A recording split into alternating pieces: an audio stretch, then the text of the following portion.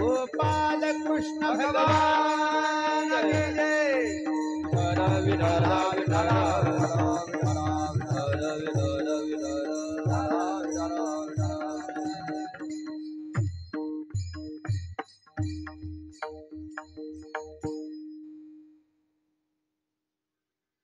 गोकुळीच्या सुखा अंत पार नाही लेखा, बाळकृष्ण नंदा घरी आनंदल्या नरनारी। गुढिया तोरणे करती कथा गाती गाणे, बाळकृष्ण नंदा घरी आनंदल्या नरनारी। तुका म्हणे छंदे मन मोहिले गोविंदे, बाळकृष्ण नंदा घरी आनंदल्या नरनारी। पांडुरंगा करू कथा मना मना, पांडुरंगा करू कथा मना मना, पांडुरंगा करो कथा मना मना, पांडुरंगा करो कथा मना मना। दुसरे चरण संताजिया, दुसरे चरण संताजिया, दुसरे चरण संताजिया, त्यांच्या कृपादाने कथेचा विसारो, बाबाजी सद्गुरु, बाबाजी सद्गुरु दास तुका। दुसऱ्या चरणा संताजिया, दुसऱ्या चरणा संताजिया,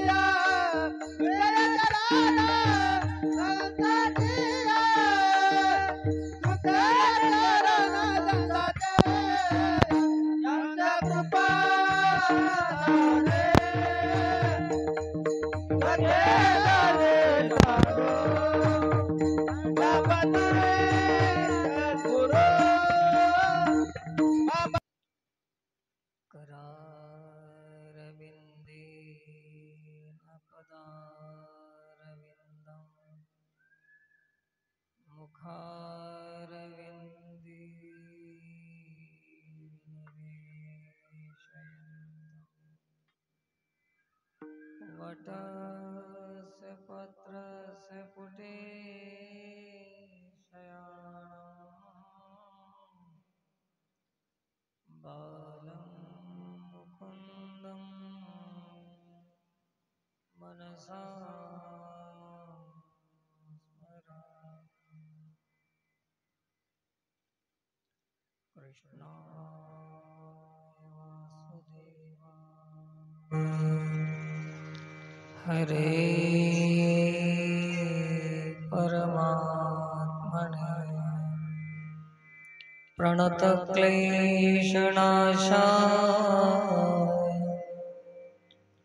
गोविन्दाय नमो नमः।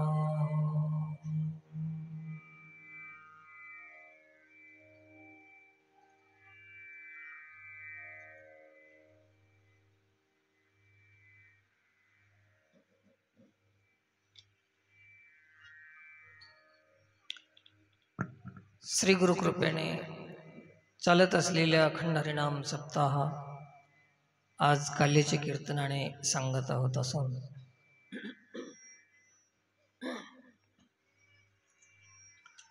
जगद्गुरु श्री संत तुकोबाराय यांचा हा अभंग सेवेसाठी निवडलेला आहे. भगवत चर्चा करण्यापूर्वी श्री गुरुचं स्मरण वंदन करून उपस्थित समस्त भाविकांना प्रणाम करून आपण आपल्या सेवेकडे वळणार आहोत. अखंड हरिनाम सप्ताहामध्ये देवाची सेवा केली, सेवेचं फळ म्हणून आज आपल्या काल्याच्या कीर्तनाने भगवान कृष्ण परमात्मा काल्याच्या प्रसादाच्या रूपाने देणार आहेत, सर्वांना प्राप्त होणार आहे. प्रसाद हे आपल्या जीवनातलं एक फळ आहे. कुठलंही कार्य असो आणि त्याची सिद्धी हो कार्याची साधन असावं आणि साधनाला साध्य असावं. केवळ साधनातच जन्म गेला तरी साधना करूनही उपयोग नाही, साध्य होईना गेला तर. साधन आहे आणि साध्य आहे. साध्य म्हणजे सिद्धी आहे. आपल्या परमार्थाची सिद्धी कशानं होते तर काल्यानं होते. काल्यानं अर्थात देवापासून आलो देवापाशीच परत जाणं हे काला. देवापासून आलो परत देवापाशी जाणं. परंतु दिशा जर आपली चुकीची असेल तर देवापाशी जाईल का? आता माहित नाही कोणीकडे जाईल, पता नाही.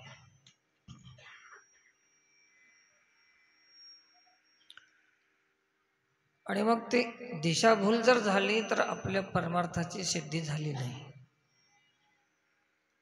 साध्य प्राप्त झालं नाही. म्हणून देवाकडे जाण्याचा मार्ग संतांनी सांगितला.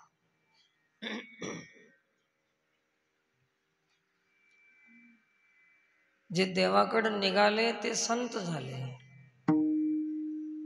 देवापासून जे निघाले ते जीव झाले.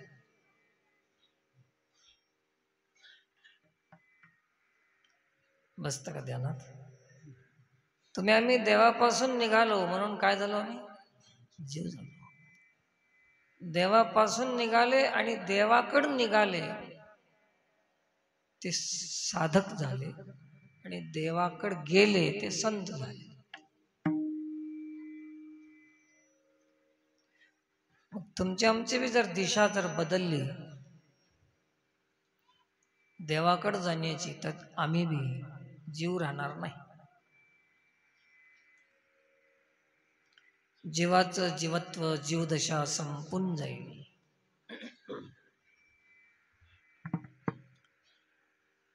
पिकलेल्या आंब्याचा आंबटपणा जातो, पिकलेल्या शेंडीचा कडूपणा जातो. पिकलेल्या शेंडे कडूपणा गेले. तसं देवाकडे गेलेल्या जीवाचा जीवपणा जातो.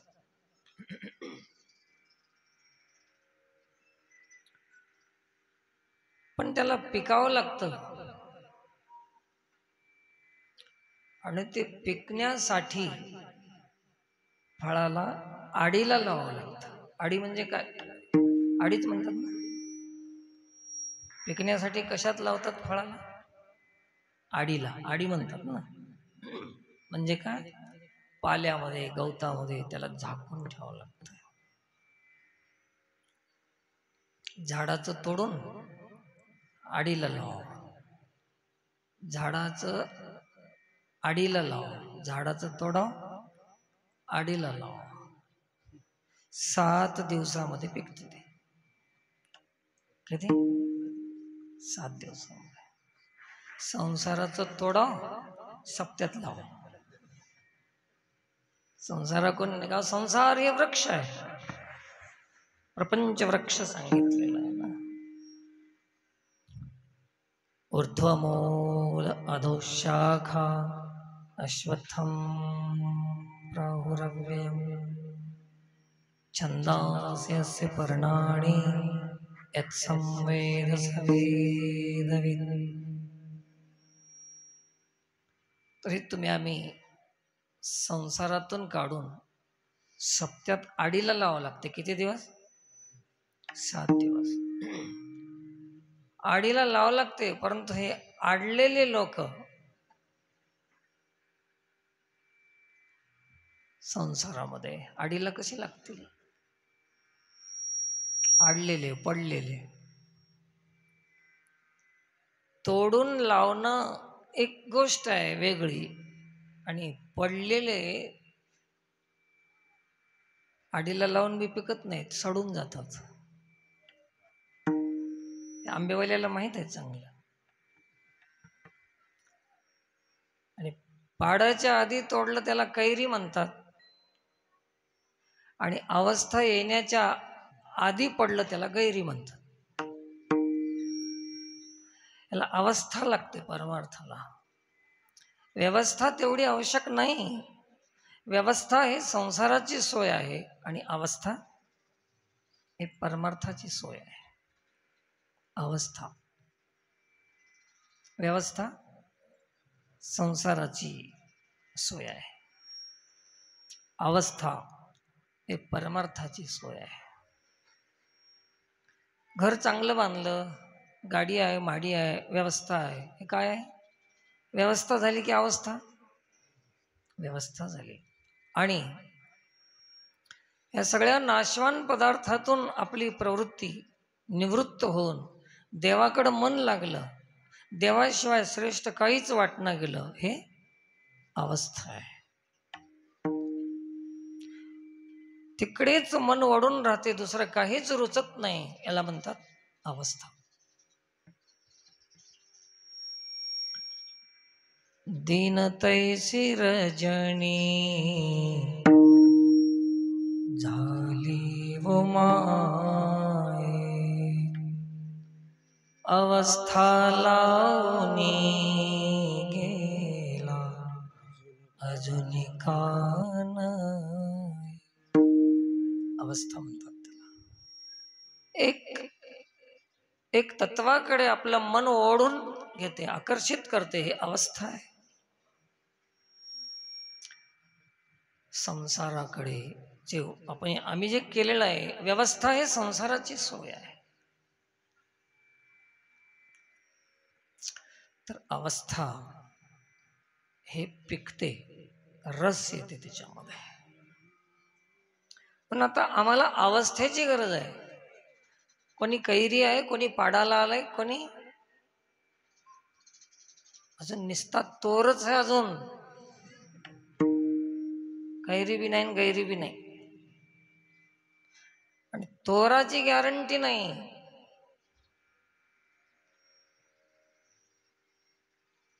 हा, परमार्थातला तोर टिकत नाही.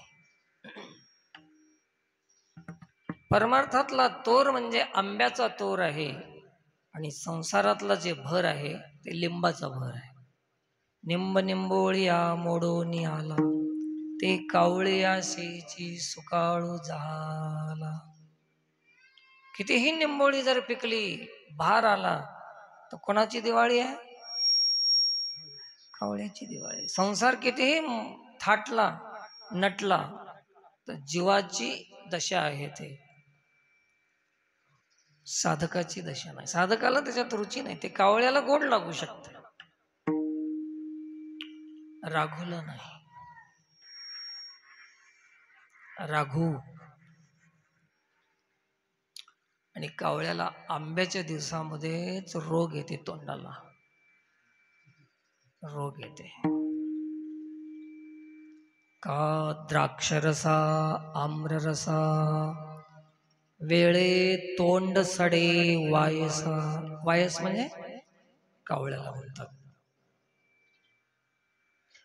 तसं नेमकं सप्त्यामध्येच काहीतरी कारण निघतात माणसाचे. कीर्तनामध्येच काहीतरी बहाणे सुरुवात होतात. कावळ्याचं तोंड आलं, येणार होतो पण आलं तोंडाचं. बरोबर आंबा पाडाला आला की कावळ्याचं तोंड नसलं.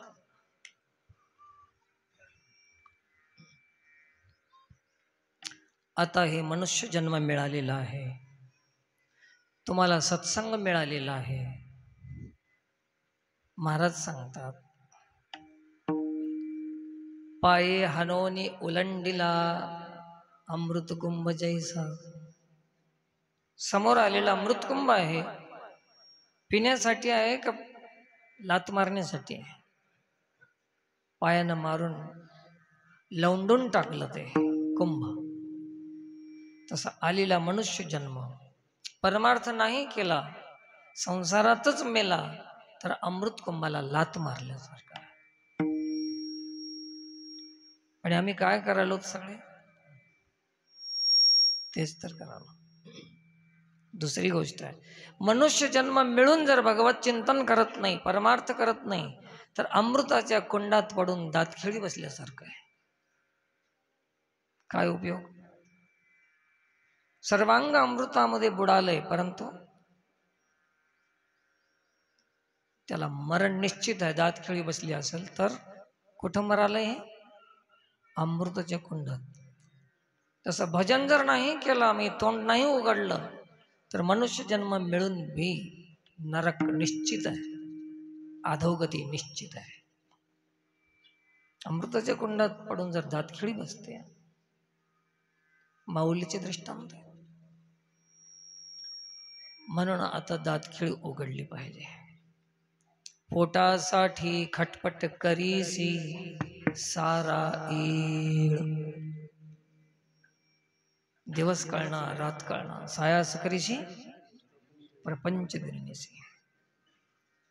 पोटासाठी खटपट करीसी सारा ईळ, राम राम म्हणता तुझी बसली दातखिळ.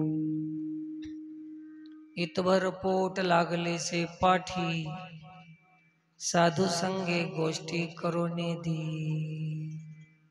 महाराजाजवळ बसू देत नाही. काय करावं महाराज, बकळ बसावं वाटाले तुमच्यापाशी, पण पोट बसू देत नाही. किती आहे पोट? इतभरच. इतभर पोट 80 वर्ष झालं तर अजून भरलंच नाही. 80 वर्षापासून खायलंय तर केवढं पोट भराय नाही अजून? वितभर. काय खोली असेल या पोटाची? पेव आहे की पोट आहे? इतभर पोट लागले से पाठी, साधू संगे गोष्टी करोने दी. 10 घेतलं तरी भरणा गेलंय, 15 घेतलं तरी भरणा गेलंय, 31 घेतलं तरी भरणा गेलंय, 21 घेतलं तरी भरणा गेलंय, 51 घेतल्यावर तर अजून जास्तच भूक लागायला. इतभर पोट लागले से पाठी. आणि 55 आणि 1 लाखानं काय भरणार आहे आता? अरे असे 1000 जन्म घेऊन कीर्तन केलं तरी तुमचं पोट भरणार नाही. या पोटा कारणे गा, काय न करी जे एक. या पोटा कारणे गा, काय न करी ते एक. या लागी सोय धरी बोलविले लोक.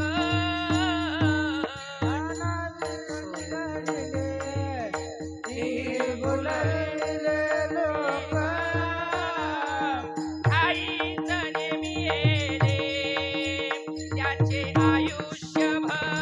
काय केलं? तिन्ही लोकाला भुलविलं. मदालसा पर्ये दे मदालसा सोहम जो जो रे बाळ.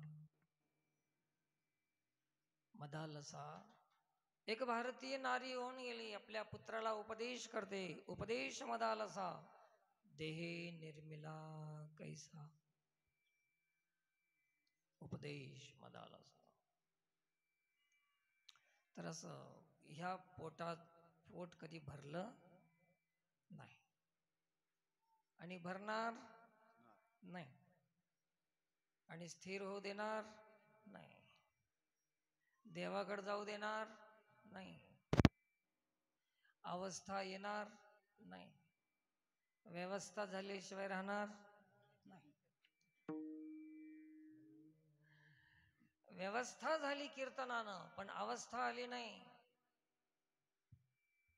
कीर्तन व्यवस्थेसाठी नाही, कशासाठी आहे? अवस्थेसाठी आहे. परमार्थ साधना अवस्थेसाठी आहे, व्यवस्थेसाठी नाही.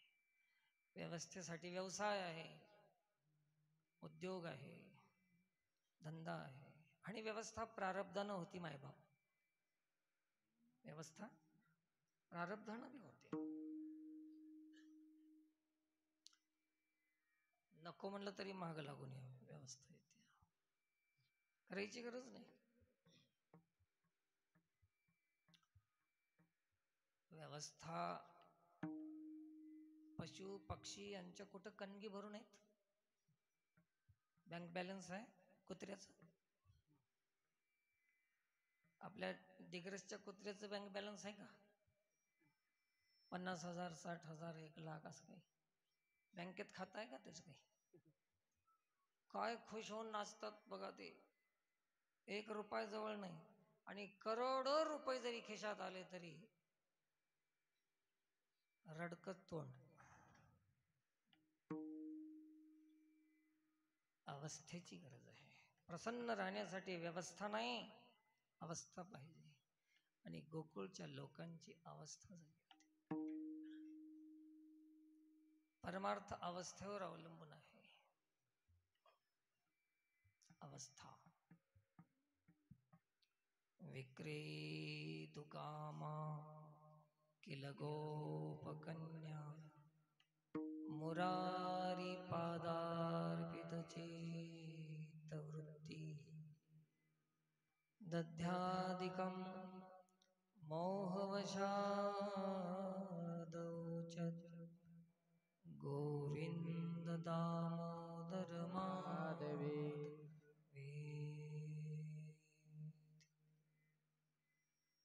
गोविंद दामोदर माधवे. गोविंद गोविंद अविनाश करी अपुलिया ऐसे लावी मना पिसे. गोविंदाचे अवस्था म्हणजे एक पिस्सासारखं होते माणूस. एक पिसे लागणं अवस्था आहे. शहाण्याची अवस्था आहे, येड्याची अवस्था म्हणतात ना. परमार्थामध्ये संसारामध्ये शहाणपणा लागते आणि परमार्थामध्ये येड व्हावं लागते, पिस व्हावं लागते. पिस लावी मना पिसे गोविंदाचे. जेवढं जेवढं शान होईल तेवढा तेवढा प्रपंच रंगात येईल. आणि शहाणपणा सोडल्याशिवाय परमार्थच नाही. जाणीव शहाणीव भगवंती नाही, हरि उच्चारणी पाही मोक्ष सदा. इथं येडं व्हावं लागतं.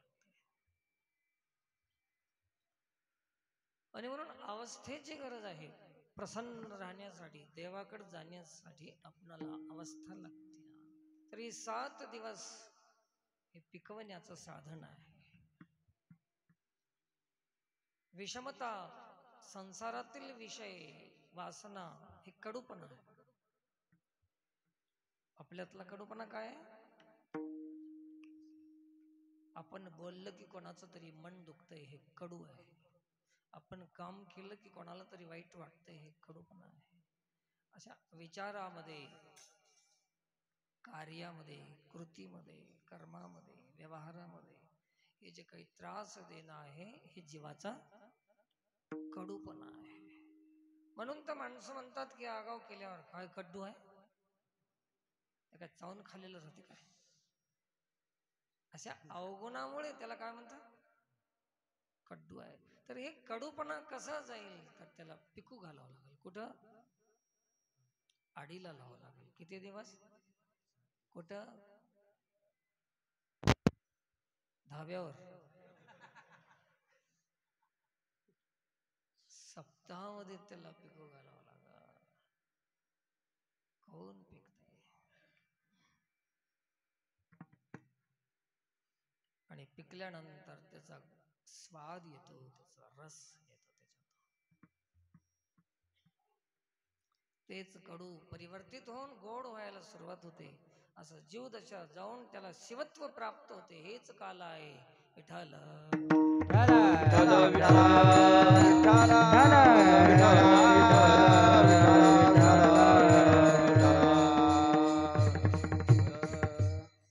म्हणून आम्हाला जीवदशेतून मुक्त होण्यासाठी सप्ताह आहे. ज्या दिवशी जीवदशा संपली त्या दिवशी काल आहे. आपल्या परमार्थाची सिद्धी आहे. सुरुवात कुठून केलं होतं? परमार्थाची सिद्धी कशी होत आहे? जीवदशा गेली तर सिद्धी आहे. आणि ते घालवण्यासाठी नामस्मरण आहे. नाम भगवत चिंतन. म्हणून अखंड हरी नाम सप्ताह. नामस्मरण कोण घेत आहे? जीवदशा घालवितील म्हणून 7 दिवसाचा सप्ताह साधू संतांनी अशी परंपरा लावून दिली होती. परंतु 7 दिवस तर आम्ही बाहेरच्या लोकांना बोलूनच सप्ताह करतो. आम्ही नाम घेतच नाही. जीवदशा त्यांची जाईल हो, तुमची काय? तुमचे पैसे जातील, त्यांची जीवदशा जाईल. झालं एवढंच. याच्यासाठी सप्ताह. आपण विण्याचा पारा घ्यावा, आपण रामकृष्ण हरी म्हणावं, सगळ्या गावांनी 7 दिवस सुट्टी मारावं. मी परवापासून सांगायला होता की सप्त्याचं प्रयोजन काय आहे? की 7 दिवस 12 महिन्यातून हे संसारी जीव व्रतस्थ राहू शकत नाही 12 महिने. तर किमान 8 दिवसाचं व्रत करा. ब्रह्मचर्य राहणं, लबाड न बोलणं, अत्याचार न करणे, अन्याय न करणे. 8 दिवसाचं व्रत आहे, दीक्षा आहे गावाची, फक्त कार्यकर्त्याची नाही. ज्या गावात सप्ताह आहे त्या संपूर्ण गावामध्ये अशी दीक्षा घेतली पाहिजे. 8 दिवस व्रत करण्यासाठी हे सप्ताह आहे. कोणालाही दुखवायचं नाही, भांडायचं नाही, ईर्ष्या करायची नाही, भेद करायचं नाही, वाद करायचं नाही. ब्रह्मचर्य व्रताचं पालन करायचं. वासना, विषय इत्यादी जेवढे जेवढे दुर्गुण आहेत, आम्हाला मलिन करणारे, अशुद्ध करणाऱ्या गोष्टी आहेत, त्या सगळ्या दूर ठेवायच्या. आणि सगळ्यात मोठं व्रत आहे, पथ्य आहे, परद्रव्ये पर नारी. याचा धरी विटाळ. अशा 2 गोष्टी 7 दिवस हे करावं. ज्याच्या गावात सप्ताह आहे ते ना. दुसऱ्या गावच्या नाही केलं तर काही पाप लागणार, पण त्याच्या गावातल्यानं तर करावंच. तसं काहीच नाही. भजनी आणायचे, महाराज बोलवायचे, आपल्या आपण संसारात रंगून राहायचं. कोणासाठी सप्ताह आहे? केवळ आमच्यासाठी सप्ताह ठेवला का तुम्ही? तुमच्यासाठी काहीच नाही का? फक्त एकच काम, खर्च करणे? नाही, खर्चाबरोबर त्याचा उपयोग झाला पाहिजे. उत्पन्न नाही तर नाही, पण उपयोग झाला पाहिजे. सप्त्यामध्ये उत्पन्न नसतंय, खर्च असतो, पण उपयोग जरूर होतो. तर असं हे 7 दिवस जीवदशा घालवण्यासाठी हरिनाम घ्यायचं.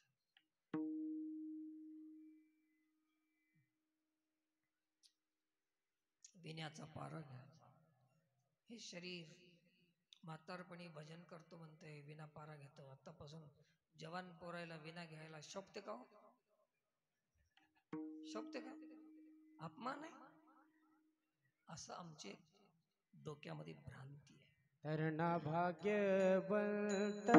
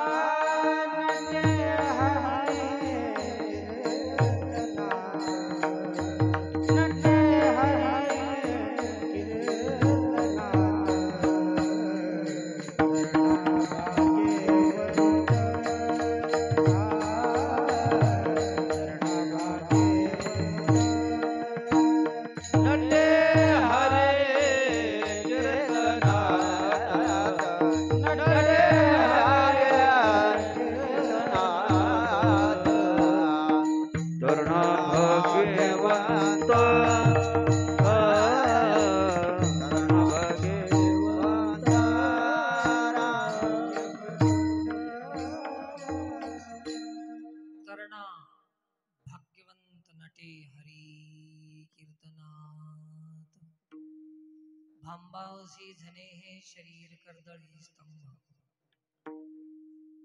भस्म कृमी विष्ठा उभे आहे ते सुशोभ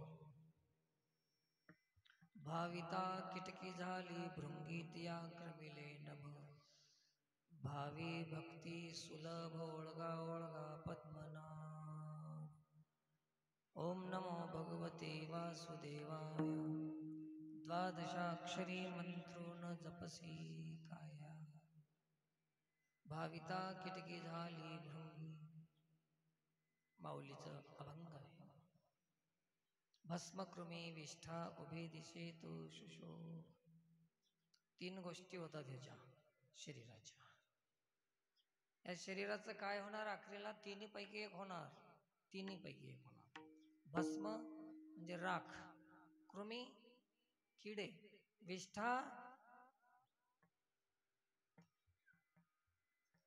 कोणीतरी खाऊन विसर्जन केलेलं त्याला विष्ठा म्हणतात घाण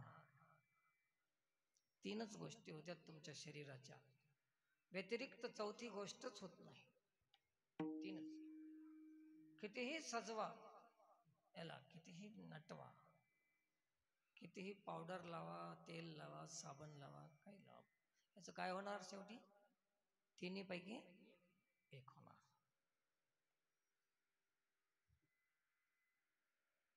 नेहून जाळलं तर मुठभर राख होणार पशु पक्ष्यांनी खाऊन मेलं तर याची विष्ठा होणार आणि जमिनीत पुरलं तर किडे होणार शरीराचे काय होणार कृमी होतात कृमी तुम्ही उकरून बघा माझं ऐकून कोणी उकरू नका पण सांगाल तुम्हाला पुन्हा उकरून बघलं तर मध्ये काहीच राहत नाही दिसत नाही कोण काय होते खाऊन जातात किडे होऊन जातात त्याच्याच शरीराचे किडे होतात आणि तेच शरीर खाऊन जातात तुम्ही एवढं याला श्रेष्ठ समजून याला संसारामध्ये सजवा लावणार तुम्ही याच्या 3च गोष्टी होणार एकतर राख एकतर विष्ठा एकतर कृमी किडे होणार याच्या पलीकडे काय होणार म्हणून याला लवकर सावध होऊन जीवदशा घालविण्यासाठी मनुष्य शरीर दिलेलं आहे आणि ते जीवदशा घालविण्याचं काम भगवान कृष्ण परमात्म्यांनी शिकवलं गोकुळामध्ये अवतार घेतले आले धर्माचं रक्षण करण्यासाठी आले साधू संतांचं रक्षण करण्यासाठी आले आल्यानंतर त्यांनी भजनाला लावले सगळे सत्कर्म करायला शिकवलं सात्विक आहार घ्यायला शिकवलं सात्विक जीवन सात्विक कर्म सगळं सात्विक श्रद्धा 3 प्रकारची आहे भगवद्गीतेमध्ये श्रद्धात्रय विभाग योगो नाम सप्तदशोध्याय तर ही सात्विक श्रद्धा आहे देवासाठी भजन करणं हे सात्विक श्रद्धा आहे पैशासाठी परमार्थ करणं हे राजस श्रद्धा आहे 17वा अध्याय आवर्जून वाचून घ्या घरी जाऊन तुम्हाला महाराज कळते महाराज इतकी चोर आहेत तुम्हाला कळून जाईल काय वाचल्यावर 17वा अध्याय श्रद्धात्रय विभाग योगो नाम संपत्तीसाठी धन प्रतिष्ठा मान सन्मान पुष्पहार पूजा इत्यादी गोष्टीसाठी परमार्थ करणे हे राजस श्रद्धा आहे आणि सगळ्या गोष्टीचं त्याला वीट आलेलं आहे विटले हे चित्त प्रपंचापासून वमनते म्हणे हे कोणता श्रद्धा आहे हे सात्विक श्रद्धा आहे देवाशिवाय त्याचं काहीच दुसरं विषय नाही देवासाठीच करते भजन पूजन जप तप कीर्तन काय हे सात्विक श्रद्धा आहे मान सन्मान प्राण प्रतिष्ठा संपत्ती इत्यादी गोष्टीसाठी जे करते हे राजस श्रद्धा आहे राजस श्रद्धा आहे आणि दुसऱ्याचं वाईट करण्यासाठी भक्ती काही साधना करते ते तामस श्रद्धा आहे. भगवद्गीता. भूत पिशाचाची जे सेवा करते, रात्रीच्या वेळेस जाऊन स्मशानभूमीमध्ये पूजा करते, हे बी श्रद्धा आहे. पण कोणती? हे तामस श्रद्धा आहे. भूतांची पूजा. काही काही करणी धरणी काही राहते ना, याच्यात जे लागले ते बी श्रद्धेनं करावं लागते. पण कोणती श्रद्धा आहे? हे तामस श्रद्धा आहे. आणि संपत्तीसाठी, मान सन्मानासाठी, प्रतिष्ठेसाठी करणं हे राजस श्रद्धा आहे. 2. आणि हे सगळं सोडून मला फक्त देव पाहिजे, मला मोक्ष पाहिजे, माझा उद्धार झाला पाहिजे, याच्यासाठीच जे खटपट करते ते सात्विक श्रद्धा आहे. तर गोकुळच्या लोकांना खूप होतं खायला प्यायला, संपत्ती सगळी होती, परंतु त्यांना पाहिजेत होता कोण? तो मज व्हावा, तो मज व्हावा, वेळोवेळा व्हावा पांडुरंग, न लगे मुक्ती आणि संपदा, संत संग दे सदा. हे कोणती श्रद्धा? सात्विक श्रद्धा आहे. आणि रोजच्या रोज आमची फीस वाढत चालली, ते कोणती श्रद्धा आहे? भगवद्गीता. हो, वाचून तर घ्या एक बार. हे तुम्ही वाचवीत नाही म्हणून त्या आमच्यासारख्याला माहीत होऊन गेले. हे वाचवीत नाहीत बरे, वाचवीतच नाहीत आणि याला कळतच नाही, आणि आमचं दुकान चालल्याशिवाय राहत नाही. तुम्ही वाचवा एक बार. त्या जनाबाईनं पाया पडली तुमच्या, वाचावे ज्ञानेश्वरी, पण हे लोक वाचायला तयार नाहीत. नामदेवरायानं विनंती केली, ज्ञानदेव म्हणे श्रेष्ठ ज्ञानदेवी, एक तरी ओवी, तरी तयारी नाही आमची. आणि वाचली तरी भी त्याच्यावर लक्ष देऊन कुठं वाचित आम्ही. एक माणूस पोथी वाचित होता. त्याची बायको म्हणली, महाराज आमचा माणूस ना लई नेमाचा माणूस. म्हणलं मला माहित आहे किती नेमाचा आहे. काय सांगावं महाराज, पोथी वाचल्याशिवाय चहाच पिणार. पोथी वाचल्याशिवाय चहाच पिणार. मी म्हणलो चहा कोण करतंय? मीच करते म्हणे. मग तुला माहित आहे का की ते चहासाठीच पोथी वाचिते हे वाचिले की ना चहा देते. हे कोणाला माहित झालं? त्या नवऱ्याला माहित आहे. तर ते पोथी कशासाठी वाचिते? पोथीसाठी नाही. तिला माहित आहे की माझी बायको हे वाचिल्या वाचिल्या चहा देते. आमचा परमार्थ परमार्थासाठी नाही, संसारासाठी आहे. जसं पोथी चहासाठी आहे, तसं आमचं भजन भोगासाठी आहे. किंबहुना ऐसे जे भजन ते संसाराचे साधन. माऊलीचं दृष्टांत. कुठलंही मनानं बोलत नाही, अधिकार नाही बोलायचा. एर फळ भोगते स्वप्न नाव भरी दिसे. एर फळ भोगते स्वप्न नाव भरी दिसे. किंबहुना ऐसे जे भजन ते संसाराचे साधन. एर फळ भोगते स्वप्न नाव भरी दिसे. 7वा अध्याय ज्ञानेश्वरीचा 7वा अध्याय वाचून घ्या. तुम्ही वाचवा, बस तुम्हाला परमार्थ कळते. काय चाललंय परमार्थात हे कळते तुम्हाला. आणि मग हे कळत नाही तोपर्यंत असंच बर्बाद होणार आहे. परमार्थामध्ये बर्बादी आहे. तर गोकुळच्या लोकांना खरं काय ते कळालं. त्यांनी सात्विक भजन केलं, सात्विक परमार्थ केला, केवळ देवासाठी. मेरे तो गिरधर गोपाल दुसरो न कोई.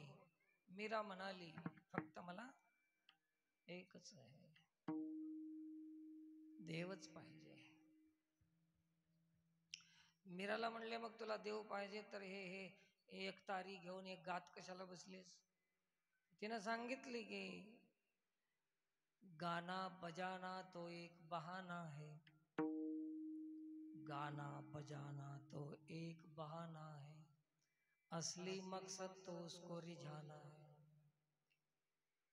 त्याच्यासाठी एक तर बहाना आहे. हे मीराचं वक्तव्य आहे. म्हणून तुम्ही आम्ही बी गाऊन नाचू, विठू तुझा करू अनुवाद, हे तर निमित्त आहे. परंतु वास्तविक पाहता परमार्थाचं लक्ष काय? परमात्माची प्राप्ती व्हावी, जीवदशा जावी आमची, याच्यासाठी परमार्थ आहे. त्यांची जीवदशा गेली, भजन करून करून करून जीवदशा गेली आणि परमात्मा त्या भजनाच्या बळानं प्रगट झाला गोकुळामध्ये. गोकुळामध्ये आले परमात्मा. भजन करताना दुःख झालं. सुरुवात काय होती परमार्थामध्ये? दुःख होते. पण भजन केल्यानंतर जे परमात्मा आला तेव्हा दुःखाचं रूपांतर सुखामध्ये झालं. आणि ते बी सुख कसलं? अंतपार नाही. एकदा जर देव हाताला आला तर पुन्हा त्या सुखाला कोणीही धक्का देऊ शकणार, ते सुख कोणीही संपवू शकणार नाही. म्हणून गोकुळामध्ये ही घटना घडली. अभंगाचं पहिलं गोकुळचा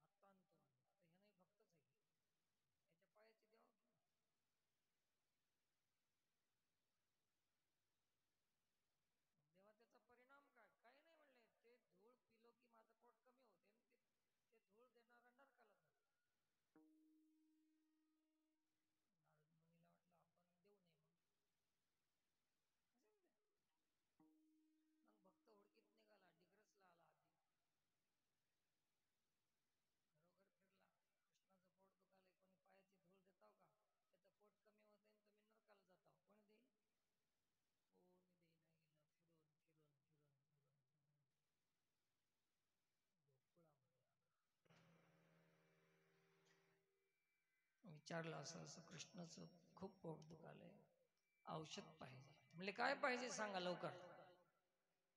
पायाची धूळ पाहिजे. आत्ता घ्या. लगेच त्यांनी पायाची धूळ दिली. ते म्हणले नरकाला जावं लागेल. ते म्हणले हरकत नाही. कृष्णाचं पोट थांबत असेल, आमची इष्ट देवता आहे.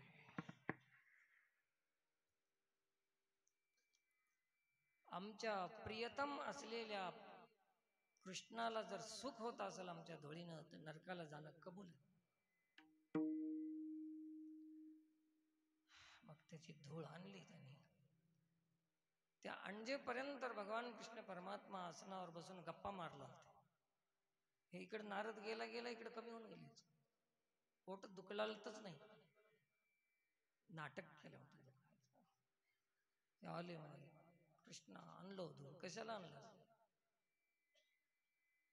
तुमचं पोट दुखलं आलं की माझं पोट दुखणं गेलं तर तुझं दुखणं काढायचं होतं.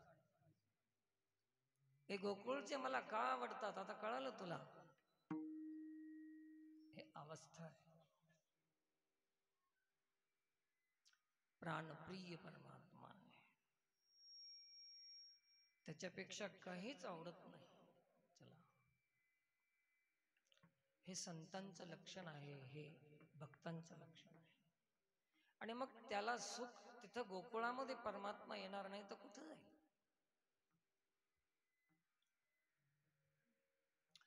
मी वैकुंठीही नसे, एक वेळ भानुबिंबीने दिसे, परी परी योगियांचे मानसे उमरडोनी जाय. अर्जुना मी इथं राहत नाही, वैकुंठात नाही, मग कुठं? तरी तयापासी पांडवा मी हरपला घेऊस, जेथ नाम घोष बरवा करीती. ज्ञानी लोकांपाशी मी राहत नाही, योगी लोकांपाशी मी राहत नाही, विद्वानापाशी राहत नाही, कीर्तनकारापाशी राहत नाही, मोठे मोठे कथाकार मी राहत नाही. मी कुठे राहतो? माझी भक्त गाथी जेथे नारदामी उभा तेथे. म्हणून गोकुळातच कृष्ण का? तर हे समर्पण गोकुळच्या लोकांचं आहे. म्हणून आज जगाच्या पाठीवर खरे देवाची भक्ती कोण केली? गोकुळच्या लोकांनी केली. म्हणून देव तिथं अवतीर्ण झाला. आणि अशा ठिकाणी जेव्हा देव येतो, जिथं सूर्य उगवल्यानंतर अंधार राहील की प्रकाश?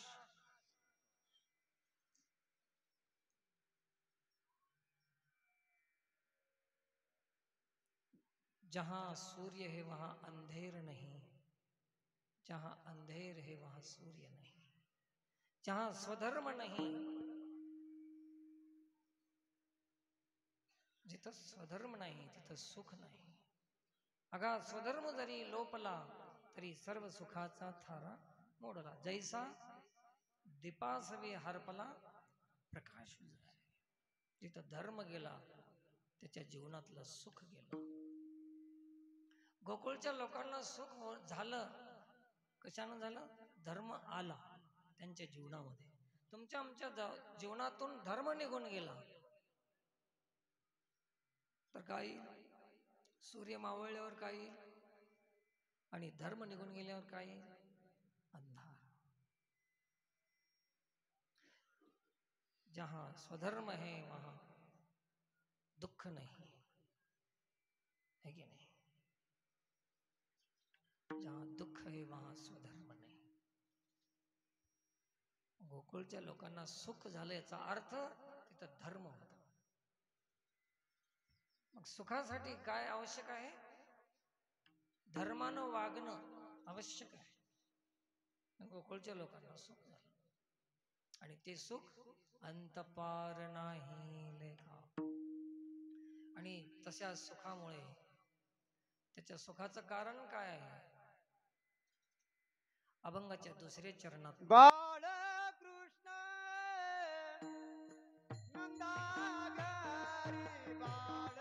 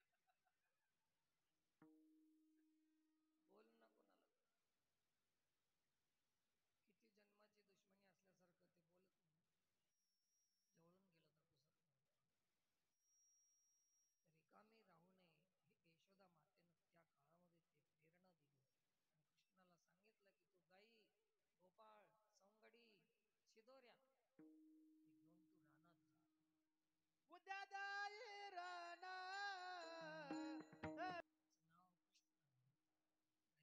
गाई घेऊन गेला. गाईच घेऊन गेलं नाही, गोकुळच्या लोकांचं चित्त बी घेऊन गेलं संगत. कृष्ण नाव आहे. कर्षती इति कृष्ण.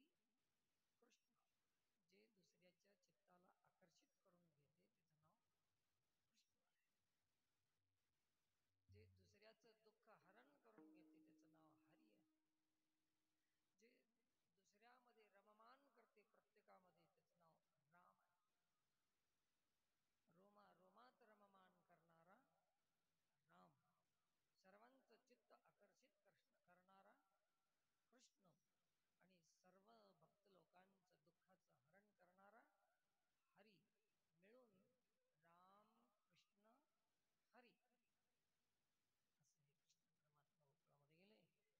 आणि देवानं हे काम केलं की जे मन आपणाला दुःख देते, जे मन विषयाकडे ओढून नेते, जे मन घात करते, त्या मनालाच कृष्णानं घेतल्यावर आता आपला घात कसा होईल. म्हणून गोकुळच्या लोकांचा घात का झाला नाही, तर त्याचं मन तिकडे वळून घेतलं. अभंगाचं शेवट. तुका मने